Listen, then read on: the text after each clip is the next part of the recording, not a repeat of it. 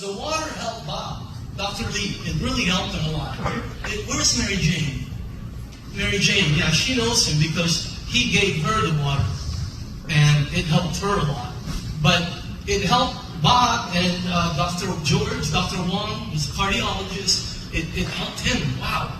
So it helped some of my friends and partners. But what happened was the water really had a tremendous effect on my mom.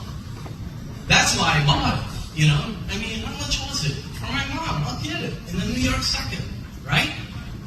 But I started checking out the money part because I had a friend who never made money.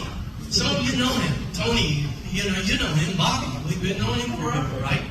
You've known Bobby. He's never made over $50,000. Never. He's always been broke. Always. Never. Always. You know, paycheck to paycheck. You know, always worrying about money. Because everything falls to money. So, anyway, I saw him. He was making a lot of money.